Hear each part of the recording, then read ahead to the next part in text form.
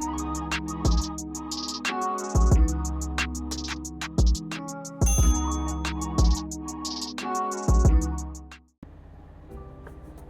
morning. Happy Wednesday. It is Wednesday, August the 27th.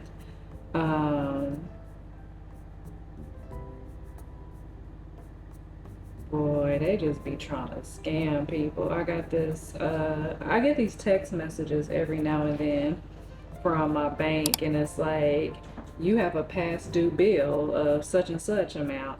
And usually it's like 68 bucks or something low. Today I got one for 400. First of all, I have no like payments or nothing that I finance through this bank. So I'm like, okay. But for that, the person that's not like aware of scams and not like tech savvy and stuff, I could see how they would get a person. But no, not me. So today I am planning on going to, let me shut this door because I got laundry going and it's probably really loud.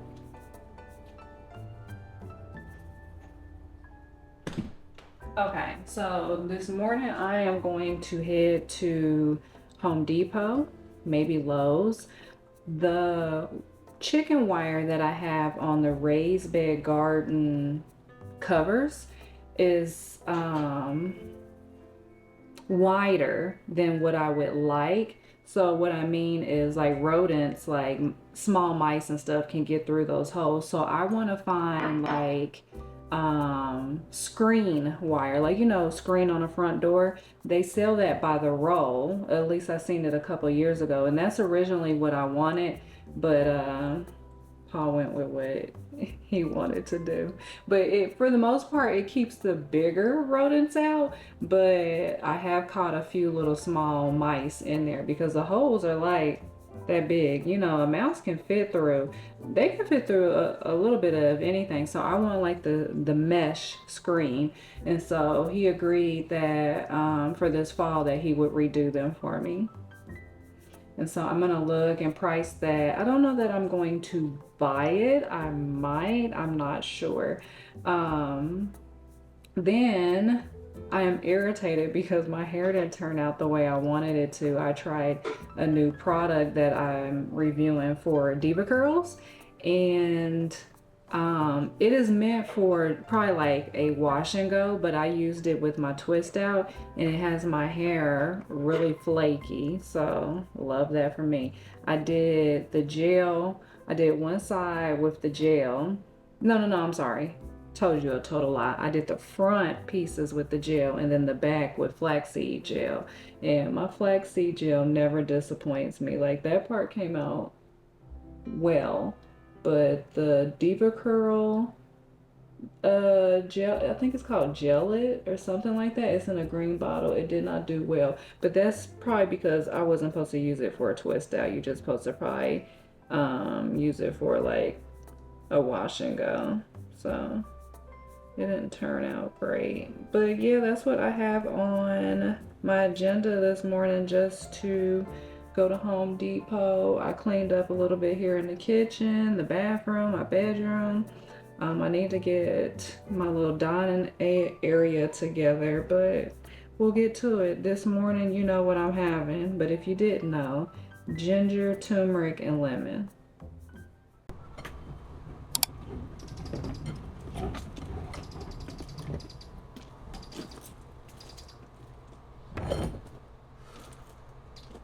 Okay. So it is, I think, August 29th.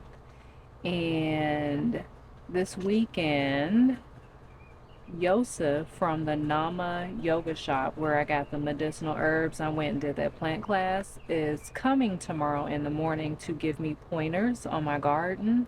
Well, it's not really a garden right now, and you got to see. There's hardly anything growing. Whoa, almost fell.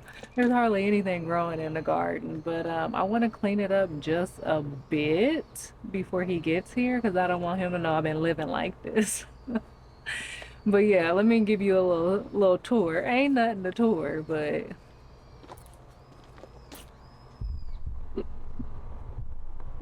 yes, the garden is in bad shape. So yeah, let's just get into it. greenhouse doesn't really have anything in it except for my moringa tree that was getting sunburnt, so I moved it here and it's finally starting to grow back. We got a little herb garden bed right here. This used to have carrots and leeks and marigolds and oregano. The only thing that's really doing decent in here is oregano. I've had this oregano, and I probably have told you this already, but I think it's like the third or fourth year.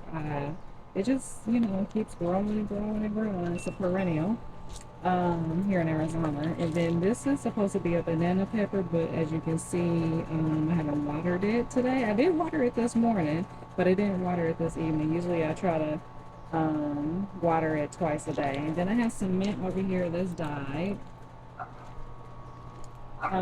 This was some type of bean. I think these are actually black eyed peas. And then this is Thai basil. Thai basil does really good in Arizona heat. This is a jalapeno plant. Baby, it's done. There is nothing in this one. This is, sorry, the AC is on. A shishito pepper and basil. What's over here?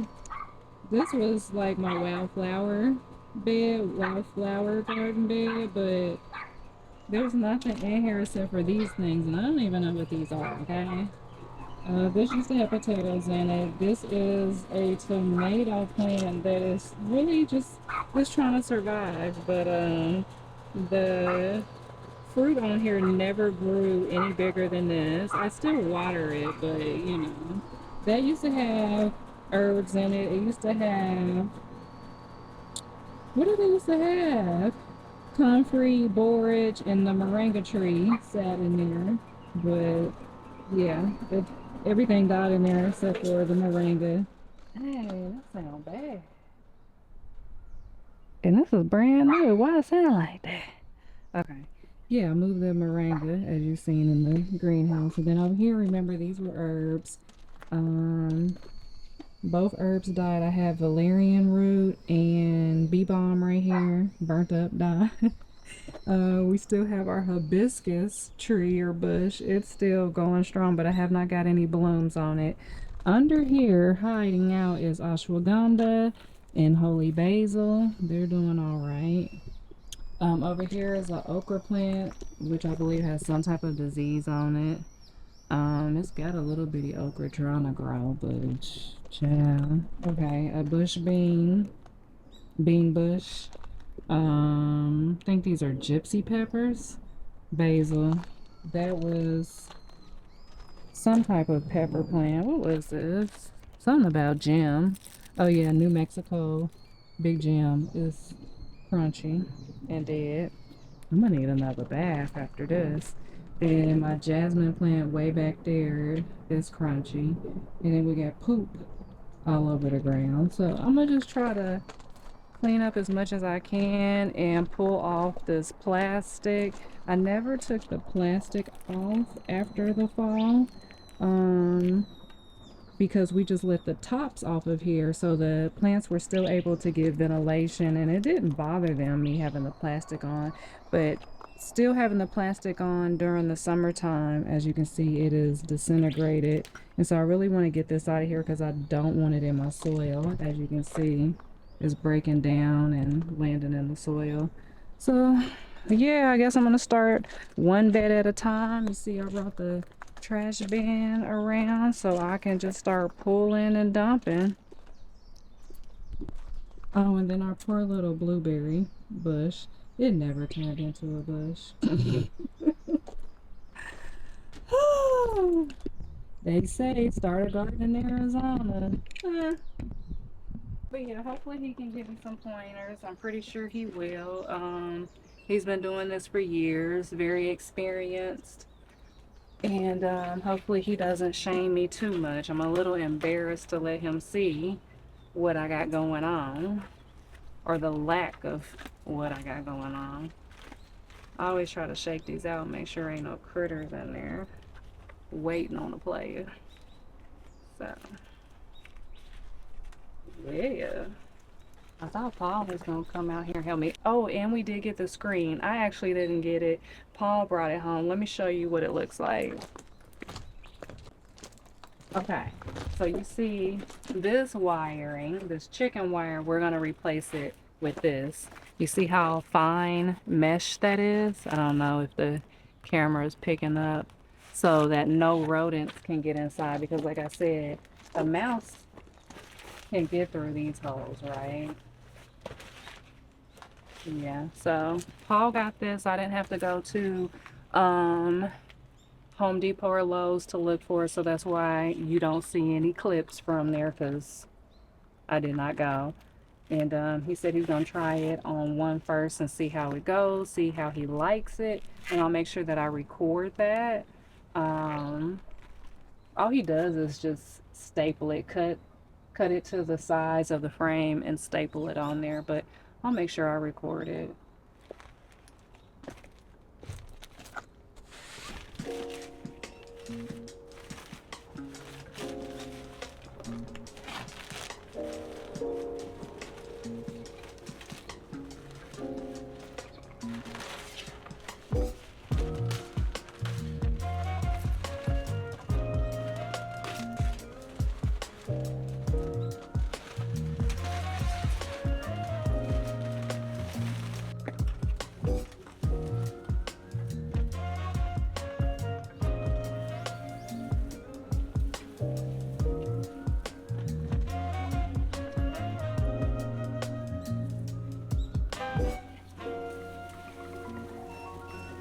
Oh my gosh, these are carrots. Look at this. The whole time I thought these were marigolds, there are carrots still in here. Can't do nothing with these. I might could eat this little one. Look.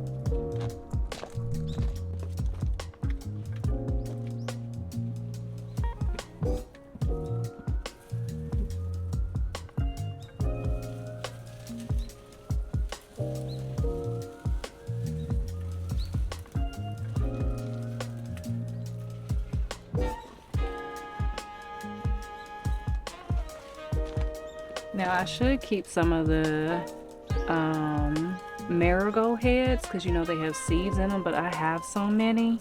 I really don't need them at this point, so I'm gonna just throw them in the trash.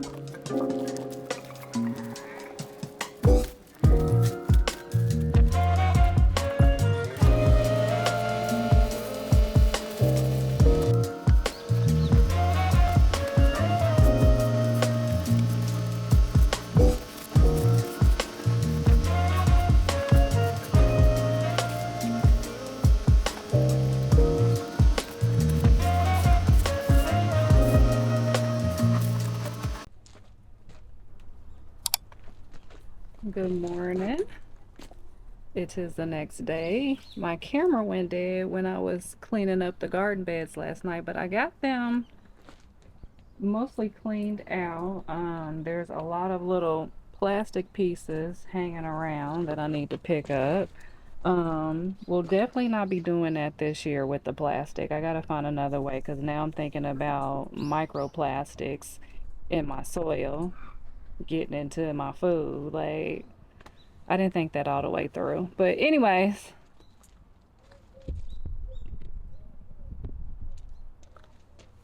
this is what she looking like. But yeah, today Yoseph is supposed to be coming to give me a little guidance. Have not heard from him, so I don't know if he's actually going to show up. But if he doesn't, I am still going to amend the garden beds.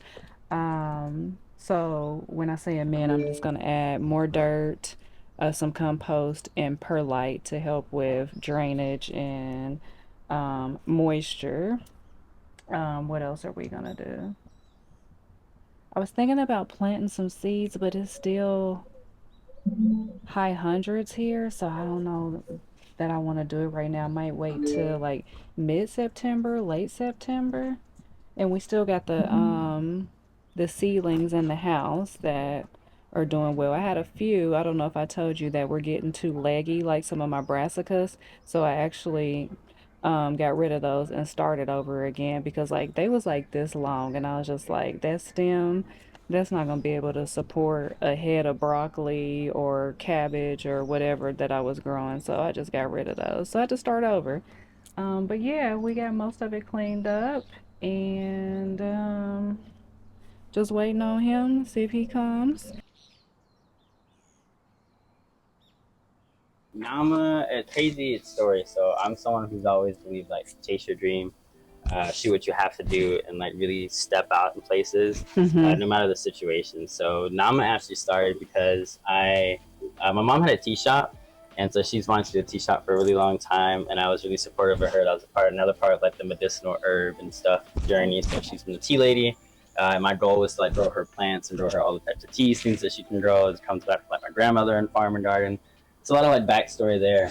But she had a tea shop, and it was in this space called Cul-de-sac, and this was in Tempe. It's like the new fancy, no car living area. Yes, I You know what you're know, talking we won't about. talk about it. We're gonna We leave were that. actually over there doing Uh, pottery, so like there's good people there. That's where I'll leave it. There's good people there. So we were there, and I walked into the shop, and it was this guy and this girl in one of the storefronts, and the entire storefront was completely empty.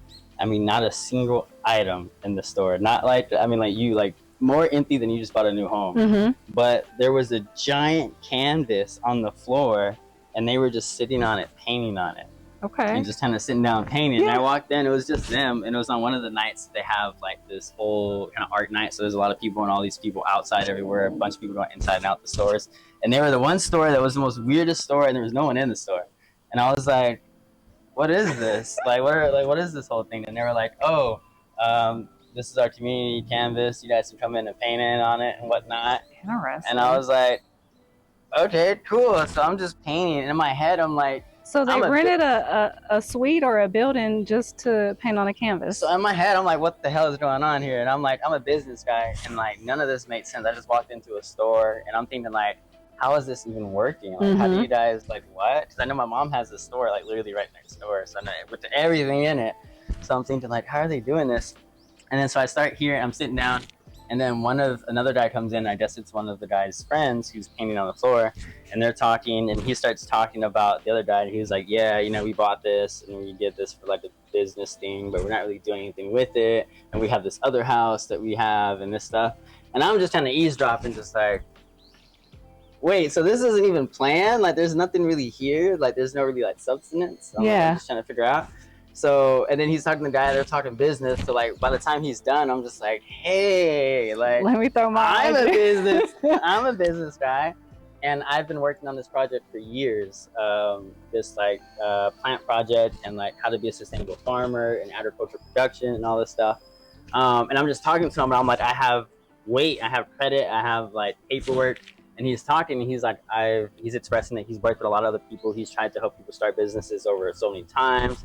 He's talked about so many people that really don't know anything about the business world, or when he has worked with people, they didn't know how to work or other stuff. And I'm just Wow. like, Yeah. I feel you. And like, I've been there, I've experienced that. I've dealt with a lot of people in Arizona specifically who don't know a lot about businesses or who weren't able to bring things to fruition or who don't really have much to show for it. I think that's the So biggest hurdle, really, when you have an idea and you want to start something, you don't always have the know-how, and it's so hard to find the resources and the info that you need to keep it going. Yeah, that, and then even just people who want to do the work. That's something that I run into a lot. Really quick tangent. Like one of my last projects we had, and so I tell people when I've learned about what people mean to be committed to a project, is I had a job where you can make $1,500 a week, and all you have to do is work 2 hours, and all you have to do is show up at a table. You didn't have to work. You should just sit at the table. And even better is it was at a garden, and all you had to do was maybe act like you wanted to participate and show up. I offered this to multiple of my friends, and they could not do the work. They couldn't just show up. I would have been there. And this there was like, nails on my this was like what, like right after COVID, maybe right during. So like money was still like, it was the best thing in the world, and I just learned that like it's no longer about money. Like money will always be there, and it's so easy to find if you really want it. If you want to do that project, absolutely. But you start to learn who can handle those situations. So when we started talking, I was like, hey, this is what I got and stuff. And he was like, all right, well, show me what you got. And I don't think he thought I was serious, but I like ran home and I like left. I ran home, and I thankfully we literally lived like across the street. So I ran home and I went and found like my binder of like all my like note keep stuff that I've been like just building collateral on for like the last like 3 years. And I came back to him and he was like, what the heck? And I was like, bro, I was serious. Like, I was like, I see these like 1 in a million. There's no reason I would have came in here right now and just seen this. Yeah. Like, I believe that like I meant to meet people I'm supposed to, and every single interaction, like this is too weird of an interaction for me to pass this up. Right. So like I'm very drawn to weird situations. So I go in and like, so we start talking, and I show him, and he's like, oh snap. And I'm showing him like receipts, numbers, and like actual like accounting, like documents, me working at other projects, how much I've made, receipts for how many people have came to events, all kinds of stuff. So I'm like, here you go, work. I work, and I don't stop work. I do this 24 hours. This is my life. So right then and there, he was like, how much do you need to make it happen? And I was like, I need a space and $10,000. And he was like, well, we have a space and we can get 10,000. So that was your space? That was the space at Cul-de-sac. So we started right then and there, and literally the next day I was over and we were buying stuff, and it was like, wow, let's fucking do it. And I say all that because it like comes into like chasing your dream and like what it takes. And this is kind of like how Nama started. And a lot of things in my life are very symbolic for stuff like that, where it's like, this is a crazy opportunity. You either need to take it or understand it or see it for what it is, so you can really like grow those things into something. And that's what I saw. Like I saw that situation where I was like, this feels like something I've been in before. And I also feel like this is something I can provide and get something out of it, and also be able to help somebody and they can help me in return. And we sat and talked about all of it and fucking made it happen. So from there, we've pretty much just grown Nama into this like really big, diverse idea now. I'd say more so, it's more, the goal is for it to be more of a movement and understanding, because we stand more for just gardening and farming. I feel like now. It is. You know, like we've grown so much more to be able to help communal bases. Like we're trying to fight anything to do, change laws, find ways to be able to feed people across nations. We've tapped in with like all types of foundations, music production people, and like so many different boards that we are able to tap in and just provide different ways to be able to help and see what we can do, but also be able to create a future that does show sustainable living, to show what happens when we do care about the planet, all of the green life stuff, all of the indigenous practices and farming. Like I feel like we are a way for people to understand the connection of like all the webs. It's like the way I tell people is like, I see us as we're the spider web, and everybody else is like either the spider or the fly, and we're the things that's kind of like just connecting things together, because that's kind of what we are when we grow. So wow. So with that, tell me, what does Nama provide, like services? Yeah, so like I would say the main constitution of things that we do is going to be agriculture production. So that comes to like farming education. That's small scale to large scale. So we teach ESA programs, homeschools, all the way up to college and universities. So anything to do with farming, horticulture, indoor agriculture, outdoor agriculture. Then we get into the crafts and arts of those same things. So we teach people how to turn plants to clothes. We teach people how to turn plants to dye. We teach people how to turn plants to ink, how to turn plants to food, how to turn plants to all different versions of product, textiles, anything like that. And then we get into the landscaping aspects, where we do full styles of agricultural production and more eco-environment. So building communities, building houses and homes based off of permaculture living and detail environment. So that can be farm projects, be small projects, it could be small landscape projects, full irrigation tech. So we have one of the few melanated only irrigation techs in Arizona, which we're always proud to say that, Mr. Quincy. We fought for that for the last 10 years. If you guys don't know that, there really are not. I think there's like one other black irrigation tech in the valley. I don't know if he's still working. Yeah, so like Quincy, shout out to him, Icy Water. We have him on our team, so we do anything like that too as well. From that, and that's always from taking down trees to full and outdoor plumbing irrigation on apartments, houses, so it can be full scale to small scale. I feel like we're forgetting some things like out and about, but it's always just provide plants. Provide plants. You know, this is like the number one thing that Nama does. So like who we are and what we stand for, that you'll find all on our website. More than anything, is we are a micro farm. So we are able to produce a large scale of plants, over 20,000 plants a month, in a small area, 10 by 10, and be able to produce that mass scale. So we provide plants to spaces like Sprouts Foundations, Boys and Girls Club, multiple different schools and home schools, Honor Health. We've provided plants like many different stores, herb stores. We've provided herbs to shops. We work more so in the medicinal, indigenous, and culinary plants. So we try to be the #1 spot. We actually are the biggest medicinal herb selection in the entire state of Arizona.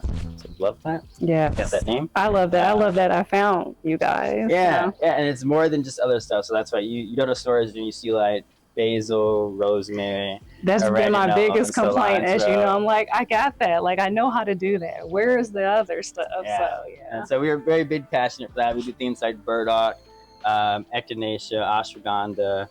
We do many different varieties of tulsi. We do things like goat root, all kinds of stuff that you just won't find in most, in any plant store, in any nursery, I can promise you, across the state. But that's one of the main things that we do, that we're able to be able to put out tons of plants, and that's how we give away a lot of our grants and projects. Is we donate large quantities of plants to different farms and community gardens, as well as school gardens. So that's another one of our big projects that we pretty much do for the whole entirety of Nama. So we're known more for anything in our plant and agriculture aspects. Then, last thing, tell us about your event in October. Yes. Any upcoming events, and then give me all your socials so we can find you. So October, the plant buffet. So this is gonna be the crazy one. So the way it works is October 4th event is gonna be our huge event out here in Arizona. It's going to be at Uptown Farmers Market, October 4th, starting at 7 a.m. Don't quote me to the 8 yet, look at the flyer. I'll put the info on the screen. She'll drop the flyer. And so that is going to be a plant buffet, unlimited plants. I might wait for this airplane to go by. They hate me. So yes, it is true, unlimited plants. And what do we mean by that is you have 5 minutes to be able to shop through unlimited plants, over 20,000 selections. We're looking at fruit trees, we're looking at garden plants, veggies, flowers, we're looking at cuttings, we're looking at starts, all kinds. We're looking at potted plants, house plants, all kinds of plants. You got 5 minutes to fill up whatever crate, basket, wagon, stroller, whatever you bring. You got 5 minutes to fill it up, and you can even get back in line and go again once it gets your turn. It is $50 right now for the pre-sales. $50. It is $100 at the door, so we tell people to get your pre-sales now. And it is per basket. So let's say you want to come with your family. That's great, but if you guys only buy one ticket, you guys can all go inside together, but you can only put plants into one basket. If you want to go and your little mamas wants a basket and you want a basket, you guys need to pay 2 separate tickets. So that's kind of how it goes. But it is going to be this October 4th. It is a huge event.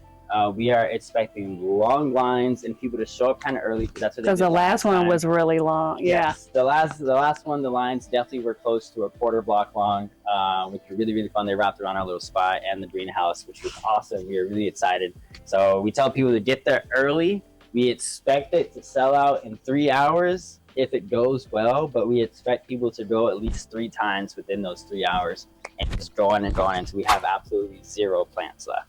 So like I said, fruit trees, cuttings, flowers, herbs, veggie garden plants, indoor plants, succulents, house plants, cacti, all kinds of great things. It's going to be pretty wild. Then your socials. Yes, and then so find us. You guys can check us Instagram. So Instagram is going to be our business page. That's going to be Nama Yoga Shop. Our YouTube is also going to be Nama Yoga Shop, and then I think we have Twitch at Nama Yoga Shop. If you guys want to find me specifically, I run a TikTok. That's gonna be Planted Alchemist at plantetalchemist.fitness and chi. That's my private social, so it can get bonkers. I have No, to put it's that good out there. though. I I learn a lot from you though. I don't comment a lot, but I watch. I never know. That's what people right. So like, yeah, it's my private. So I just like I tell people like I live for the unhinged. You We know, just I have like fun that you are and yourself. we do what it Yeah. is. But if you guys want to keep it business and keep it more professional, check us out on Instagram and hang out with us. Otherwise, we do a lot of private, have fun on our TikTok and do a lot of live stuff. So if you guys have questions and you want to show off your garden, tell people to hop on a live. You can show me a video. We can handle questions right then and there. Awesome. Thank you so much for coming. I really appreciate your time and teaching me some things because I have no idea. I just you're doing great, yeah. We're like right around there, right around 90. So best temperature for plants to uptake nutrients is going to be anywhere from like 75 to 85 degrees. It can still happen at like 90 is really rough. You get more specific plants. And then when it's too cold and we drop down to 60s, they also stop. So they stop growing, they stop uptaking nutrients, they kind of just stay in dormant mode. It needs to be in that kind of sweet temperature spot. Okay. So this is just right now. I wish we would have came somewhere with a little bit more sun. Let's see what we are looking at.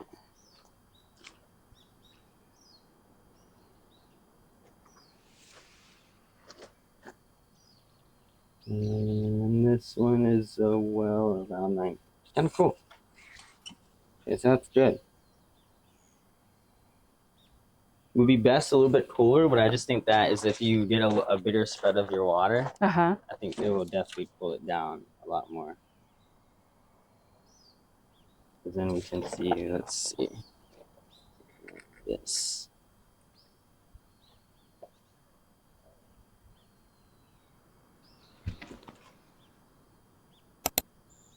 That one's slowly going up. Okay, make sure. We'll check that one in a little bit and see where that's at. But that's also by all your water spots. Yeah. So these are very specific. They don't ever want you touching any of the stuff on it or like messing with any of it. They are temperature on it. But we always recommend people to do water tests of some sort if they can. So we're gonna do a pH test because you have the pH of your water as well as the pH of your soil. So two different pHs and they both interact with each other. So they when they interact with each other, then they ultimately turn into a different pH. Correct. So I do all that with my hydroponic, but I don't do it with my soil. So we're gonna work on that then. Yeah, I do say the soil is a lot more work in my opinion. With hydroponics, it's a lot easier because you only got the one. You kind of got like a three-way part with soil because you also have so many different additives that you kind of yeah. So our first test is just going to be the standard. We're going to do a liquid pH test. Did I do it? Liquid pH test. So this one is just simple. You're familiar with this one. This is just going to let us know what this part is coming into. I have a little electronic one. So we are alkaline for the most part. Okay. Nice. Which is good. I always find that funny because when a lot of people talk about like drinking water, like you need alkaline water, I'm like tap water is alkaline. Yeah. If you don't, obviously you don't want to drink it, but it's a funny joke. Like tap water is alkaline, and a lot of people don't know. They think it's acidic. So perfect. That's one. Let us know that. Now we give it about 10 seconds. 2, 3, 4.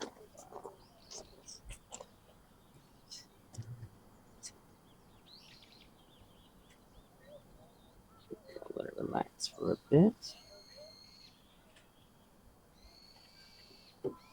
Okay. There we go. I'm all like, something's not right. I was like, I swear I'm like really off on something. I'm upside down. Okay. So starting with the pH, this one is around, I would say that's 7.2 to 7.6. So it's a deep red. We just confirmed that with the green one. So we know that one. That's usually how we tell if we're reading the right one right off the back. Next one is the total alkalinity. That's kind of like a deep gray. So we're looking at like 80, around like close between 40 and 80. Then we go into free of chlorine. It is kind of has like that opaque color, but I would say that's anywhere between 0 to 0.5. so very much close to no amounts of chlorine or chlorine. Okay. We get into nitrates. So nitrate should be white for the most part, and that's You going got to some. be the pink. One, two, three, four, five. 1, 2, 3, 4, 5. So the fifth one, we're in the orange, and the orange is not on here, so we could either be above, I'm gonna assume. And this is one big reason why also people always recommend the filters in your part of the water. But that's also not bad if you have living soil because they can convert the nitrate. Okay. So not a bad thing to have, not something you want, not something you want to do. Right. So far, typically that and sometimes the iron are the two main ones that I see in tap water. So then we get to mercury. That's going to be the one under here, and that should be pale for the most part. That is. We get to lead. Lead should be clear for the most part. That is. We get to iron. Make sure 1, 2, 3, 4, 5, 6, 7, 8, 9. The ninth one. 1, 2, 3, 4, 5, 6, 7, 8, 9. 9 is green for iron, and that one is not on here. So I'm going to assume that we are in the higher version of iron. We might also just have to check the color strips in different tests to make sure they match. But I would say those two, the nitrate, iron, would be ones that would pop up. Okay. Right after that, Because regardless, it should be on the clearer side. Okay. Then we get to copper. Copper's light, so copper actually doesn't really have a lot in there. I might even give it the 1. Then we go into fluoride under copper. That one is yellow. It's light colored. I'm gonna say that one should be fine. We can't say, so that one would be one I would look up again with another color. Bromine under that one should be fine. We get chlorium, the purple. That one is light colored, so I'm going to think that one's fine. We get hardness. That's going to be the 1, 2, third one up. Dark green, and that's between the 0 and 25, which I would say that's about right, because most times you're going to hear hardness of water in Arizona. We get carbonate root. That's going to be dark green. That one's not on there, so that one's either over or needs different color change. And then we get cyuric acid. That one's red, so 0. The last part that we do this, so you get the water, then we would test the soil, and we do the same thing with the soil and the pH for the soil. So I'm gonna do it to your oregano bed just so we can kind of see it. Okay. So I'm gonna dump this back on this water. Sand soak clay test. If you were to take a mason jar, and fill it up about 1/4 of the way full with whatever soil you have. You do 1 jar per bed, and then you will shake it and let it sit, and then you will tell you how much sand, silt, and clay you have. And that's kind of how some people break down how they want to add nutrients or stuff to their soil. So we are just trying to do a test here. So basically, you're trying to extract the minerals or whatever's in the soil. Yep. Let's see what the common pH of this is.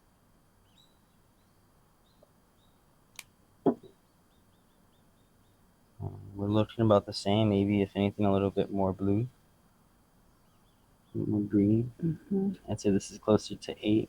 Okay. That means you have alkaline soil, which is good. Only bad for some plants that benefit off of acidic. Right. Peppers, tomatoes benefit on acidic soil, typically more so. In my opinion, they higher acidic and more nutrients.